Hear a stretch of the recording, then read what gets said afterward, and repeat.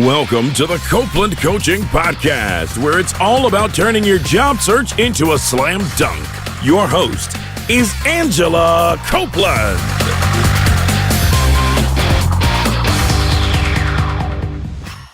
Welcome to the Copeland Coaching Podcast. I'm your host, Angela Copeland. Live on the phone with me today, I have Ian Altman in Washington, D.C. Ian is a business leader who started, sold, and grew his companies worldwide to values of more than $1 billion. Seth Godin recommends Ian's latest book, Same Side Selling, as one of 2 books to read on B2B selling. And you can read his columns each week in Forbes and Inc. Ian's also the host of the Grow My Revenue Business Cast on iTunes. Ian, thanks for joining me today. Angela, thanks for having me here. Gosh, it's so nice to meet you. And you have got so much great content that's all kind of around sales performance. And I'm excited to kind of talk about that through the lens of job seeking and looking for a job. Sure. And by the way, I was actually born in Tennessee. So the fact that you're based there is, I grew up in Southern California, but I was born in Tennessee. So I feel like I'm somewhat coming home now. Oh, you are coming home. Where in Tennessee were you born? In a town called Murfreesboro. You know what? That's not too far from here. That's what they tell me. I've not been back there. I mean, it's funny. I speak all around the world, and I've never spoken in Memphis, never spoken in Tennessee. Actually, it's not true. I recently spoke in Knoxville, but that's a little bit further away. Yeah, well, I got to tell you, Memphis would love to have you. Well, so one of the things that's really hard for a lot of people when they're looking for a job is actually selling themselves and kind of thinking of themselves as a product, even if they have a background in sales. And I'm curious if you might share with us, why do you think that's so hard for us, like to think of the idea of selling ourselves, and what could we do to maybe overcome that issue?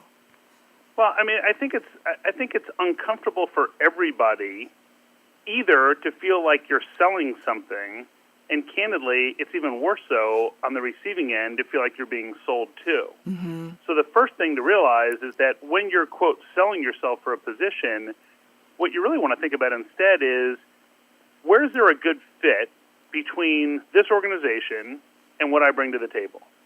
Mm-hmm. And so the first thing I want to figure out is, well, what's worked well for them in the past and what hasn't worked well for them? And what kind of problems might they be facing that I'm good at solving? And if I conclude that it's not a good fit, then there's no great failure. There's no great pressure there. It's just, wow, I determined that this isn't a good fit. And then we move on. So we put this pressure on ourselves, and it's natural for people to do that. But if you think about the goal is to determine if there's a fit rather than how do I convince this person that they should hire me, then your tone will change, and you'll probably make a much greater impression than you would if you were trying to sell something. Mm-hmm. I totally agree. I think one thing, though, we sometimes struggle with is even in that process of finding the fit, is that requires us to tell the hiring manager what it is that we're good at, and that in itself almost can feel uncomfortable. Yeah, absolutely. And so the thing is that there's 2 different ways that you can do something. So you could say, for example, let's say someone was in a sales type role. They could either say, "Oh man, I'm a great salesperson, and I've sold all sorts of other, and I hit my quote every time, and wow, I was the best, and I was the brightest, and I was the fastest." And at that point, you sound like you're bragging, mm-hmm. and you might offend somebody and make them feel like what a jerk. But instead, what if in the same way you said, "Well, in my prior company, a lot of people in the organization would struggle because they weren't getting sales as fast as they had hoped. Mm-hmm. And the business had some products that weren't selling as well. And I was very fortunate because I was able to help them achieve some of those things." Well, so now what you're talking to is the problem that you were solving rather than what it is that you're doing. So you're still highlighting the positive attributes that you bring to the table, but you're doing it in the context of the challenge that you solve for the other organization, and in all likelihood, the people you're talking to say, wait, we're having that same problem too. Mm-hmm. I like that a lot because it comes across less, like you said, less like bragging. And I feel like the other thing to remember is if you don't communicate it in some way, they're just not going to know because there's no one else there at the interview with you who's going to tell them what a great job you've been doing. That's absolutely true. And also, what you want to do is, instead of coming in and saying, here are the 10 things that I do really well, now let me guess which 2 you find most relevant, you can walk in and instead you can say things like, so you had people in this position in the past, right? They say, yeah. Okay. Can you tell me some of the things that you liked that people did that you thought made them successful? Mm-hmm. And they'll go through a list of those. Okay. And then if you could have changed 1 or 2 things of the last person you had in this position, what would those be? Well, gee, I wish they would have done this differently and that. Well, now you have a list of what's important to them. And now you know what topics to cover. Often what happens is we feel like we have to sell ourselves, and we feel the best way to do that is start talking. And actually the best thing you can do is ask questions early on to understand what their priorities are, so that way when you speak, you're saying something that's going to matter to them. And by the way, this applies in any type of sales situation, not just when you're selling yourself in a position. Yeah, it actually reminds me of times when I've worked with really good salespeople and they come in and it's like they're trying to figure out what it is you're looking for or what you need or how they can help you in some way, as opposed to just pushing a product kind of down your throat. Absolutely. So I always say that you can show up as either someone who's there to sell or someone who is there to solve. Mm. And no one likes to feel like they're being sold to. But if you had an important issue, you'd be happy to talk to someone who might be able to solve it. Yeah, absolutely, absolutely. Well, you also mentioned you wrote a piece about like how to stand out in a job interview, and you Yep. talked about your real goal behind the job interview. And I feel like, these thoughts kind of lead in really well to that actually. And you said something about uncovering the truth as quickly as possible. I mean, can you talk about why that's important in terms of an approach? Yeah, so it gets back to this whole notion of the fit. And so this notion of the fit is that if I ask the right questions, and I ask somebody, well, what's worked well for you in the past, and if you could change 1 or 2 things, they might say, for example, oh, what worked well in the past is we had somebody who, man, what's really important to me is that person was the first person here in the morning and the last person to leave at the end of the day, and even if they didn't get results, man, they were here all the time. Mm-hmm. And you might realize that you're the type of person who actually doesn't get there first thing in the morning and leave at the end of the day, but you're incredibly effective in accomplishing results. Mm-hmm. Well, what you just learned by asking that question is that there's not a good fit, because the way they're going to measure you is by effort, not by results, and you're a results person. So that's not a fit. And so the idea is that if you ask the right questions, if you ask about their past experience with other people, if you ask them what's the ideal candidate look like for them, then you start to get better insight into whether or not you have a fit. And here's the funny part. Imagine if you started and you said, you know what, I'm looking, from a career perspective, I'm looking for something that I know I'm going to love for a long time. Mm-hmm. And I don't yet know enough about your company to know if this is the right fit, or if I can bring the things to the table that are going to make the greatest impact for your business. So I'm hopeful that during our discussion today, we can figure that out together. Mm-hmm. Well, now all of a sudden it lowers the stress for everybody, because it's, look, we're just trying to figure out the truth. If I'm a great fit for you, wow, I'd love to do this. And if not, no big deal. I had a company contact me recently, this last week, and they said, we found you and we'd love you to do a keynote address at this conference that we're holding internally Mm-hmm. for this group of women in sales. And I said, wow, I'm really flattered that you're contacting me.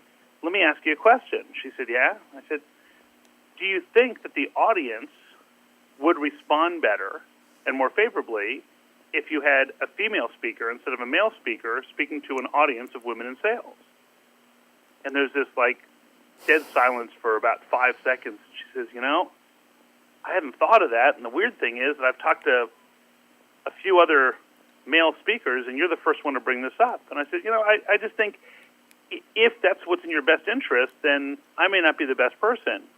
And so I actually referred them to two other professional speakers who I think do an amazing job. And the person contacted me and said, we just want to thank you for that. And our director wants to know if you're available for this bigger event for the whole sales organization that we have later this year. But it's because I realized when they were asking me, look, I may not be the best fit for them. I may not give them the best results.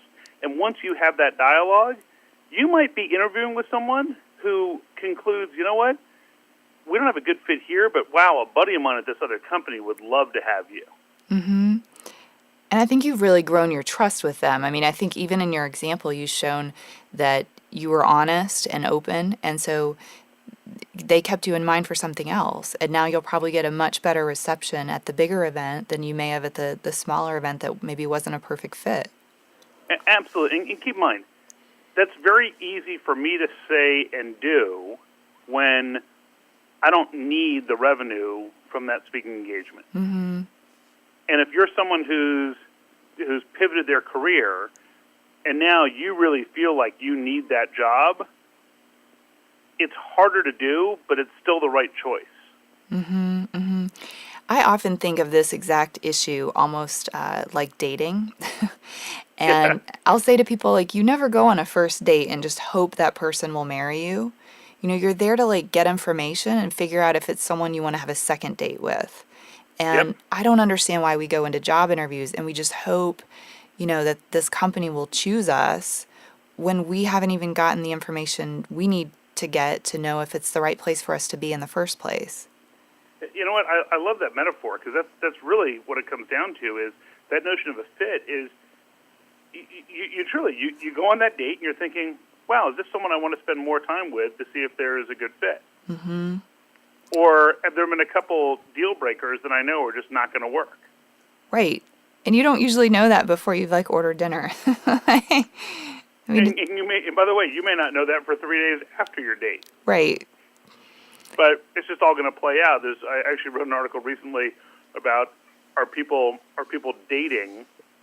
Are people, in essence, professional daters, or are they going on professional sales calls? Mm-hmm. And the reason why is that the way people evaluate a good meeting often is the same way you would describe a good date. It just happens to, they think they're on a business meeting, but when they report back on how the meeting was great, they say, oh, man, the meeting was so good. We were supposed to meet for like 20 minutes, and instead, we were still talking after an hour and a half. Mm-hmm. And, man, as soon as we got together, we really hit it off, and we've agreed that next week we're going to speak again, which is a great way to describe a successful date. Mm-hmm. Maybe not so much a successful sales call or a business meeting. Mm-hmm. Absolutely. And the other thing you mentioned, I noticed you wrote about the sales process not being linear. And I'd love it first if you could talk a little bit about what you mean by the sales process not being linear. 'Cause I kind of like to compare that a little bit to the process for looking for a job.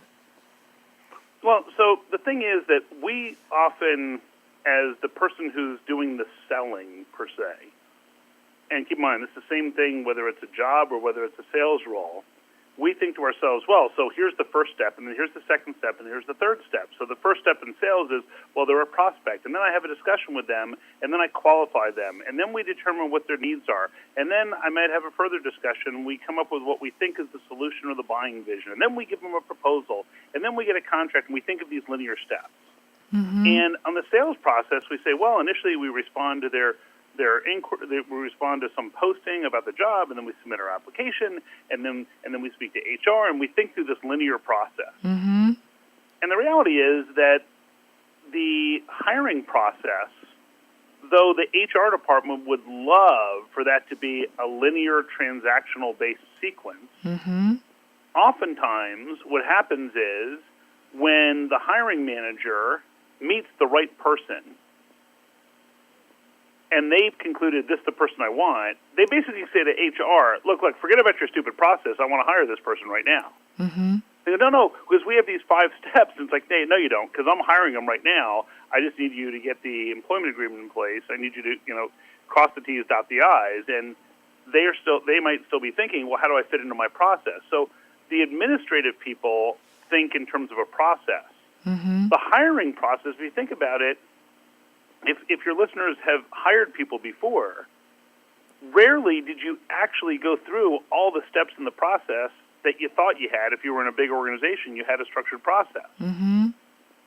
So I was talking to a friend of mine who's a manager in the hospitality industry, and he said, "Well, so here's our process. Here's the step we're going through. Where they're hiring a new manager, one of his direct reports. This is a guy who's a general manager in hospitality, and look, we're interviewing a bunch of people, and here's the way we're casting a net, and we're going to do this, and we're going to do that, and here are all these different things that they were going to do, and they had like an 8-step process they had laid out." Mm-hmm. And at step 2, one of the candidates did something that blew him away, and he hired her, and skipped steps 3 through 9. Mm-hmm. And so the sequence sometimes is an excuse for someone to say, "Oh, well, here's our process." What they're really saying is, "We're not in love with you yet, so we're not committing to a marriage yet. In fact, we don't even know if we want to date you again. So our excuse is that we have this process, because we don't want to say that, well, you were picking your teeth on our date, so I don't like you." because that toothpicker might be the best person we got. So we want to reserve judgment, but we haven't fallen in love with you yet. So I just think the key is, don't get caught up in the notion that it's a linear process, because the people who stand out tend to break the rules, not in a cavalier way, like I don't care about your process, but just you acknowledge that, wow, if I really stand out, if I'm not the same as everyone else, I often say that same doesn't sell. Mm-hmm. So if I recognize that, look, I'm just trying to stand out so that they're willing to circumvent their own process, that's where you make a huge impact. Mm-hmm. I agree. And, I think this also speaks to the issue of being quick to respond to jobs that you're interested in and quick to follow through. I often talk to job seekers who say, well, I'm going to take a few weeks to apply. I'm going to get my resume just perfect. I want to have the best resume of all the applicants. And my response is often, it's better to get your resume in quickly than to have it be perfect, because they're going to hire the first person they fall in love with. And It doesn't matter if you're better than that person if they meet you after they hire the first person. Yep. I also think if you present the notion of, look, I'm trying to make sure I make the right move for me and for whichever company I go with, and I'm just trying to learn more to see whether or not there's a good fit, then basically you've just disarmed the sense of desperation. Mm-hmm. So the ironic thing is that nobody wants to hire the person who absolutely positively needs a job, because your assumption is, well, man, then no one else is hiring them. There must be a reason. Mm-hmm. You want the person who seems very selective, even if they're thinking in their mind, man, I'm really nervous. If I don't land this position the next month, I'm in real trouble. That's a tough act, but you've got to be calm. You've got to come through in the right way so that you're not overly eager, because it's just, think about it. In the dating process, the person who is, who's the most desirable person in a dating environment? It's the person who is in a relationship with somebody else, right? Because they're non-threatening, and you're thinking, well, this person liked them, I'll probably like them too. Mm-hmm. So that's kind of the weird thing in life, is you're like, oh, this person's a great person, but it turns out that they're married or committed to somebody else or whatever. Well, guess what? The reason why you're attracted to them is because they weren't in your face and trying to pitch themselves to you. They were just totally calm and approachable. Mm-hmm. Yeah, I totally agree. It's interesting. And you mentioned the word calm a couple times. One issue that we really face as job seekers, and then sometimes even in our jobs when we're doing things like public speaking, that you mentioned that you do, it causes us a lot of anxiety, and it's really hard to stay calm. I mean, do you have any tips for those of us who struggle to be calm in these situations? Absolutely. So there's a book I'll recommend to you and to your listeners. The book that Michael Port wrote, mm-hmm. called Steal the Show. And it's a phenomenal book, and they actually have a whole program called Heroic Public Speaking, and I've attended it. I've been in their faculty. They have a program for professional speakers they call an A-lister program as well, so I've spent a lot of time with them. And the biggest advice that Michael shares that I agree with wholeheartedly is that what makes most of us nervous when you're speaking And by the way, Michael says that all speaking is public speaking, unless you're just speaking to yourself in front of a mirror. So it's all public speaking. Mm-hmm. The biggest fear we have comes down to how other people are judging us. So we're speaking and we're nervous because how are they going to judge us? But I will tell you that when I'm speaking at an event and I'm on stage, I'm never thinking, how are other people judging me? I'm only thinking, how am I impacting the audience? How am I making a difference for the audience? Mm-hmm. And so if you have that thought process of walking in and determining, is there a fit? And so I want to ask questions to make sure that I determine if I can have the greatest impact for your organization. Your nerves will go by the wayside because that's something you're in control of. Mm-hmm. You have no control how the other people are going to perceive you. So don't focus your time on that. Instead, focus on how you can impact others, and that will tend to calm your nerves and make it so that you'll present yourself in a very authentic way, because now you're curious about how you can help them instead of being concerned about how they are evaluating or maybe being critical of you. Mm-hmm. I think that's a great point. And you mentioned the word authentic. So often when it comes to getting a job, the hiring manager is going to hire the person they connect to. It's not necessarily going to be the person with the most degrees or the most experience. It's that person they think is the right fit. And that authenticity can really kind of, lead you into that direction to form that relationship with someone. Well, and the one thing you have to be careful of is that you don't want to turn yourself into something you're not, and then they hire you to find out that you're not that person. Mm-hmm. But what I would argue is this: is that what the hiring manager really wants to know is, how well does this person fit the challenges that we're facing for this position? And here's the funny thing: if you come in and all you do is speak about yourself and don't ask questions, then they have to do a ton of vetting to see whether or not you're a fit for their position. Mm-hmm. If, on the other hand, if you ask a ton of questions about the position and what's required and what's worked in the past and hasn't worked and who's been a good fit and who hasn't, subconsciously what happens is the hiring manager says, you know what, if I'm interviewing you, Angela, I'm thinking to myself, well, you know what, Angela understands enough about this position and what's worked in the past and what hasn't, that if she didn't think she could do this stuff, she would have said something by now. Mm-hmm.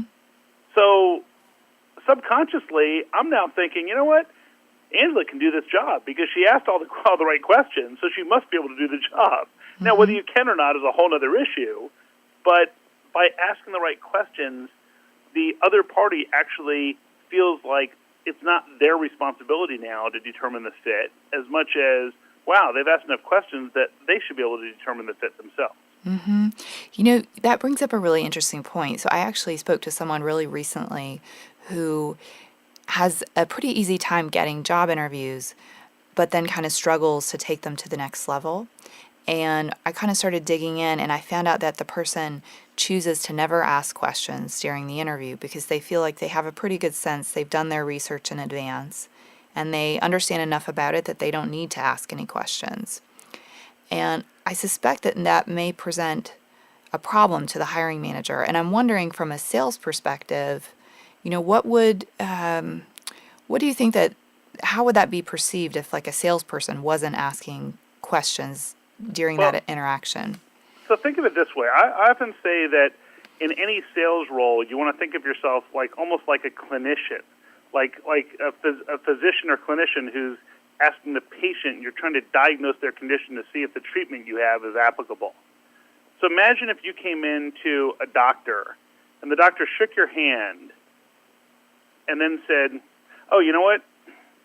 You get tennis elbow. We're the experts at treating tennis elbow. In fact, man, we have the best team, the best recovery and everything. So how about you come in next Tuesday at 10 a.m.?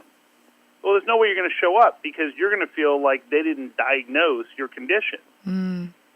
Even if they were the best person at diagnosing in the world and they could diagnose just by shaking your hand, if you don't feel like you're part of the diagnosis, then all of a sudden you become very suspicious, like, well, okay, are they just focused on trying to sell me on themselves versus are they trying to find a good fit?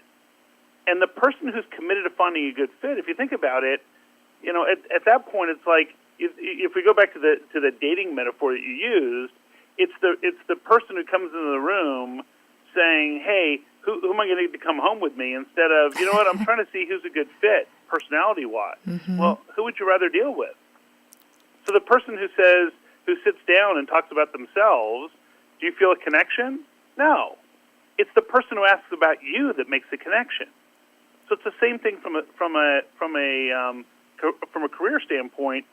If you walk in and you give all the right answers, but you don't ask any questions, they learned about you, but they don't feel like you understand them, which means you might be great, just not for them. Mm-hmm. And so understanding the right questions to ask and how to understand their situation to see if you can help can be pretty compelling. Mm-hmm. Absolutely. It's interesting. I think the same thing goes in reverse. I have been in job interviews where I was the candidate and the hiring manager was going on and on about the company, but not asking any questions to me.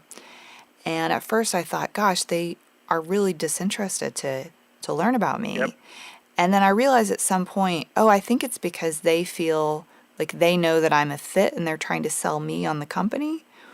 But then I start to think, gosh, I'm not sure if I want to work with them because it seems like they're pretty desperate to find someone for this job. Absolutely. And imagine if instead, if they said, well, so Angela, in the last position that you had, tell me some of the things you really loved about that job. Mm-hmm. And you went through 2 or 3 things, and they said, okay, so, no job's perfect. If you could change 1 or 2 things, what would those have been? Okay. And how would an organization do those things? And now they start asking those questions. Well, at a minimum, you say, you know what, they really care about how I look at a job.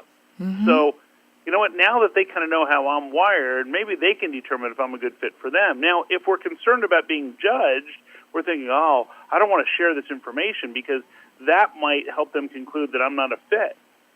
But that's okay, because you don't want the job that isn't a good fit, because then you're just going to be miserable working at some place where there's not good alignment. And candidly, you're not going to be contributing well. You're not going to build a career reputation as someone who's a rock star if you're working in jobs where it isn't a good fit. I totally agree. I think very often when we're looking for a new job, it's because there's something we don't like about our current job. And you don't need to go out and find another job that you don't like. You've already got one of those. I love that. That's a great point. So one of the other things I think that's really tough during a job interview is sort of the elevator pitch. And because you do so much public speaking and you work with sales folks, I'm wondering if you might give us a few pointers on how to really perfect our elevator pitch. Yep. So the traditional elevator pitch, if a 5th grader wanted to understand an elevator pitch and they pressed you, Angela, and they said, so Angela, give me a definition of an elevator pitch. What would you give as a brief definition of an elevator pitch? Sure. I'd say that it's, the few things that you'd share about yourself if you met a very important decision maker and you just had a few moments with them. Okay. And so those few things that you would share with somebody oftentimes are going to be kind of your attributes of what it is that you do. Mm-hmm. And so in same-side selling, I think it's like Chapter 4, we talk about this notion of something called the same-side pitch. Mm-hmm. And the same-side pitch, and by the way, I'm going to give you these terms, and then your audience can just search on these terms, and you can find information about it for free, so you don't have to buy the book to get this. This isn't like a plug for the book. It's just more, people who have the book, it's in Chapter 4. People who don't have the book, you can just search on these terms, and you can get the same content or pretty close to it for free. Great. So the formula is entice, disarm, and discover. So first, we entice by sharing the problems that we solve with extraordinary results. We then disarm the notion that we're just there to sell something, namely ourselves, by acknowledging that not every position is the right fit for us. And then we trigger a discovery phase to learn more about their situation. So what's a job that someone that you're working with might be going for? What's a career they might be looking at? Let's say director of marketing. Okay, so they're director of marketing. So why would an organization be hiring a director of marketing? Very often it's to maybe increase revenue and sales. Okay, so it's to increase revenue or sales, which means that the converse of that is that the organization is struggling with their marketing, with their sales. It's not in tune with today's customers, something along those lines. So Sure. You can either say, oh, I've had a really successful career in sales and marketing, and so that's why, I think you should hire me for your position, which would sound like everybody else. But instead, if we use the same side pitch formula, it might sound something like this, which is, well, historically, organizations have come to me because they've had outdated marketing approaches that aren't driving revenues for them, aren't attracting the right customers, and that's causing them to fall behind their peers and their competitors.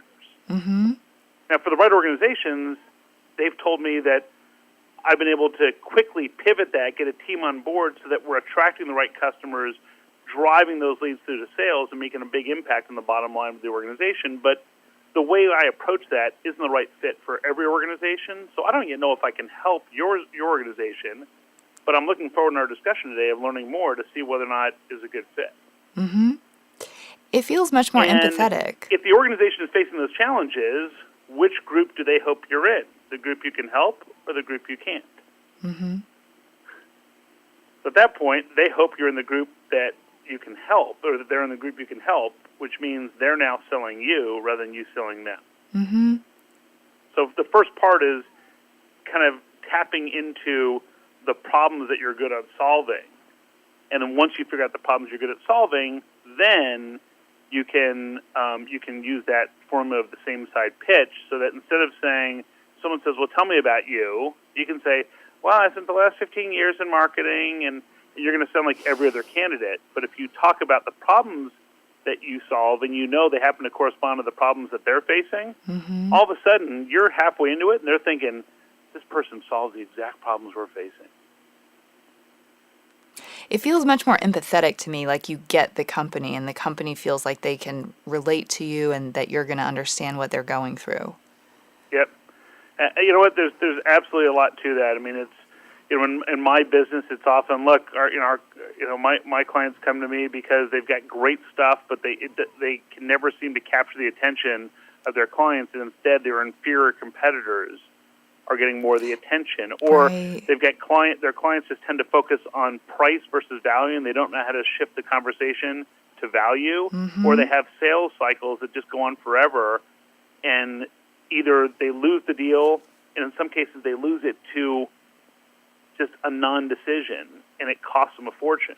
So for the right organizations, they say that we flip that on its head, and all of a sudden things start to fire on all cylinders, and the sales cycles get shorter, clients are less concerned about price, and their clients are coming to them rather than them having to seek them out. But not every organization is the right fit for how we do that, so I don't yet know if we can help you. Right, no. And it just changes that whole dynamic. Yeah, I think that actually brings up a really good point, this whole price, value versus price kind of thing. Because as a job seeker, one thing that's in the back of our mind is sort of that negotiation process and, getting the right amount of money. And I think, can you talk a little bit about, when we're struggling to sort of figure out how much we should be worth, I think that concept really comes into play in a very helpful way. So there's a concept I write about called issue, impact, and importance. It says, what's the issue someone's trying to solve? What's the impact to them of not solving it? And what are they, and how important is that to them compared to other things on their plate? The other concept that I talk about beyond issue, impact, and importance is a focus on the results. So if I'm meeting with somebody and I say, well, so if you don't fill this position, what happens? Oh, well, we could miss our revenue targets. We could lose a whole bunch of personnel. So if you lose the other people, man, you're going through a recruiter. What's it going to cost to fill those positions? Oh, it's going to cost a lot. We're going to lose time to market and all those things. Okay, so if I ended up being successful, what would we expect to see 6 months after I was hired that tells us this was a good choice for you? And the client says, oh, well, revenue would go up by this much. Well, if you start tracking all that information in your head, you get a pretty good sense of what you're worth. Oh, they're expecting me to grow the business by X millions of dollars. Okay, so I can be pretty confident in just throwing the number out there. And what I always say is that you have to believe in your number more so than they do. Because if you're confident about what you charge, people don't push back. It's when you try to explain it away that you lose a lot of opportunity. So when you say, well, and so for this position, what I'd like to earn, like right there, you've already indicated that, well, I'd like to earn $120,000, but I realize I'm probably not worth it. Right? That's what it sounds like. But instead, if you say, well, and for this position, I'm sure it's no surprise to you, but the salary would be $120,000, and the thing I really want to learn from you is, what's the bonus structure so that when I hit all these goals, I can make even more? Mm-hmm. And now the client's like, oh, okay, well, this person seems pretty confident in not only their base, but they want to learn how they can earn even more. Mm-hmm. And it's not how I can get paid more, it's what's the bonus structure so when I hit all these goals, I can earn even more. And, whatever the number is, the number could be $300,000, it could be $60,000, it doesn't matter. The point is that you need to always present your number with confidence. And, it's funny because as a professional speaker, those of us who do a lot of speaking at the level that I do, we always smile at each other like, wow, it's amazing how much someone will pay for us to speak. And if someone is, if I say, look, for me to speak at this event is $20,000, and then people say, well, we have 18, and they say, well, we have 18, can you do that? I always say, hey, that's great news. We only have to find another $2,000. Right? So how are we going to do that together? Mm-hmm. Because if you aren't firm on your price, then what you're really telling that hiring manager is, you know what, I don't really believe that I'm worth that. Mm-hmm. And at that point, I promise you there's no one out there who can't figure out a way to spend 5% more for the right candidate. Mm-hmm. I don't care what their budget is. If they say, oh, this person's going to, move mountains, they'll find the extra 5%, 10%. I totally agree. And I think very often when we're interviewing, we assume that it's the person who's the cheapest that's going to win. And I don't think it is. It's oftentimes that person, like you said, with the most confidence who really appears to be the one who's going to get some things done. And a company is willing to pay a little extra for that person who will really generate results. Exactly. Yeah. Well, I'd love to ask you about something that's a little on a different topic. I saw an article that you wrote, which I really loved. I looked it up a couple different times, that the topic was, if sales pros stole one trick from athletes, they'd be superstars. And it really hit me. I mentioned to you, I'm kind of getting ready for a talk myself. And I'd love it if you could share, what is the one trick that we should be taking away from athletes? So the interesting thing is that athletes and people who are going in for an interview do many of the same things. So you think about it, a professional athlete looks at, well, who are we facing tomorrow? And if it's baseball, who's the pitcher going to be tomorrow? What are their pitches? And who are their fast runners? And who hits the ball here and there? So they do their research. And so professional athletes do their research, and people looking for careers do their research. And then we look at, well, so what else do they do? Well, they start thinking through different scenarios and different ways that they can approach the meeting. So, wow, that's great. So they both do a little extra preparation and think about how else they need to prepare. And then the professional athletes and performers, they tend to practice and rehearse hours and hours and hours compared to each hour they're actually going to be performing. Mm-hmm. So they spend a ton of time rehearsing or role-playing, and people in sales and people preparing for careers, not so much. So they think to themselves, oh, well, but you know what? But if I rehearse with this friend of mine and I get it wrong, it's going to be kind of embarrassing. So I guess I'd be better off screwing up in this career interview of my life than screwing up with my friend and then being able to fix it. Mm-hmm. So we just want to make sure that we're always conscious of that. And guess what? If you go through a role play, or I usually use the term improv or improvisation with somebody else, then what happens is you start getting used to how to deal with different challenges that might be thrown at you. And then when it comes up, you're not nervous because you say, oh, this is just like Angela and I had rehearsed earlier. Mm-hmm. And then you know how to deal with it. But it's a shame that in so many other areas of our life we're well prepared, but we don't rehearse enough. Mm-hmm. And, it's interesting because I was talking to somebody, they wanted me to give a shorter talk at an event, and they said, well, so it's a shorter talk, how's the price change? I said, well, actually it goes up because it requires a lot more preparation, rehearsal to nail a 20-minute talk than if I have 75 minutes, I got a lot of margin for error. That's right. If I have a 17-minute talk, there's a lot of margin for error. If I stay on one topic for an extra 30 seconds, I've thrown off the whole talk. Mm-hmm. It makes a big difference. So that rehearsal of knowing, okay, so they're asking you all the questions, and gee, Ian and Angela said you're better off asking questions. So how do I, without seeming like a jerk, regain control of the conversation? Well, if you rehearse that enough, it becomes pretty natural. But like when I do role play with clients of mine, they always say, well, it sounds so easy for you. And I go, yeah, because I've rehearsed this stuff thousands of times. Mm-hmm. And you're just doing it for the first time now. But aren't you glad you're doing it here instead of the first time with your client like you used to do? Mm-hmm. So the idea is you just want to make sure that you take the time to rehearse and practice like top athletes and top performers do. Mm-hmm. I think that's such good feedback. I was actually 2 days ago in a theater here in Memphis, and I bumped into the creative director for Ballet Memphis, which is our ballet company here. Mm-hmm.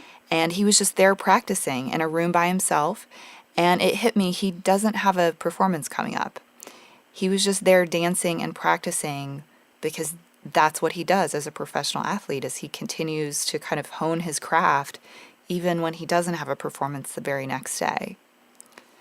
So it really reminded me of this concept and of reading your piece about it. So I really appreciate you talking about it. And, you mentioned your book and the type of work that you do. If we're listening today and we'd like to learn more about you, where do you recommend that we go? The easiest place is just IanAltman.com. So on Twitter, it's Ian Altman, so it's IanAltman, and it's IanAltman.com, and you will find more information you would possibly even want if you go there. You have a lot of great content. Lots of it is free, and definitely I would recommend everybody go check it out. Thank you so much, Ian, for joining me. It's been great to meet you. Oh, thank you so much, Angela. Thanks, everyone, for listening, and thanks to those of you who sent me questions. You can send me your questions to Angela@CopelandCoaching.com. You can also send me your questions via Twitter. I'm at Copeland Coach, and on Facebook, I'm Copeland Coaching. Don't forget to help me out. Please subscribe on iTunes and leave me a review. Thank you for listening to the Copeland Coaching Podcast today with your host, Angela Copeland. Tune in next time to get more great tips on turning your job search into a slam dunk.